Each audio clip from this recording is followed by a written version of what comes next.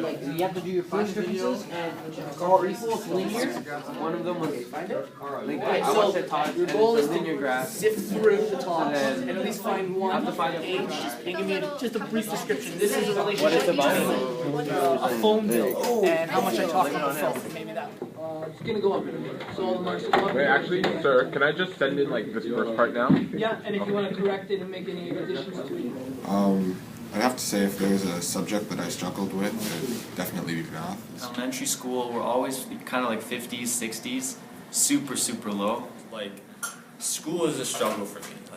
Like for most kids, like, they'll take them like they would barely have to do anything and they get everything like perfect.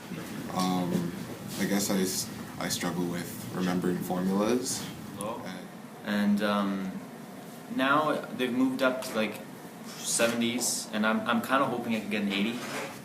So the way that this class is intriguing is because we take like video games and apply them to math, right? But being in this class just helps me visualize it a whole lot better. While you're making it, you can see what each thing you do to the equation, how it affects what it looks like when it shows up on your graphing thing, like that. This is a Flappy Bird assignment, which we just got. You have to use parabolas to be able to get through the level. As you can see, did editing to make it harder.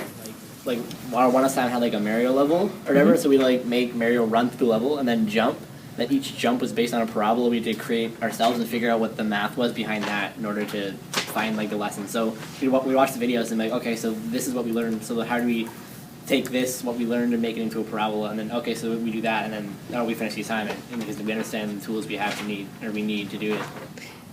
It just helps people who would find math boring, like just being in their head and just looking at a bunch of numbers, and just helps them overcome that boredom. Better, because in grade 9 and 10, I was getting in like high 50s, low 60s.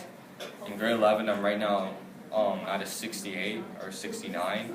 I started thinking of feedback and how important it was, and I always found it difficult to get a test, especially in math, marked the next day and write back to them, so they're able to really take that information and figure out what they did wrong. So I started thinking about what if they were able to write quizzes for every single lesson they did. That would be great. So I started on one program, and then I moved into D2L because their quizzing is actually exceptional. It's very good. And like you can go through a video and then go back to certain parts that you didn't understand. But if you're in an actual lesson, like teacher's lecture, you would have to stop the teacher and be like, sir, I don't get that part. But they'd be like, ask a friend because I have to keep going. I decided maybe after accumulating, it took quite a while, all these videos, I'll set it up as playlists. So they really get to pick and choose which example they thought was helpful, which wasn't. They can jump from previous year's ones to following years. So this is a grade 11 class. Sometimes in the same playlist they'll have a grade 9 and 10 idea, so like the build up to it. And if they don't understand it, they'll jump back to grade 9 and 10.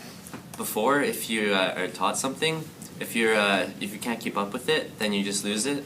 And you can't go at your own pace, but with this you can learn at your own pace, and if you want to learn something, you can watch the videos of the lesson over and over again until you learn it. Your own pace, because some people need to look at things multiple times over, or some people only need to look at this one part and they get it.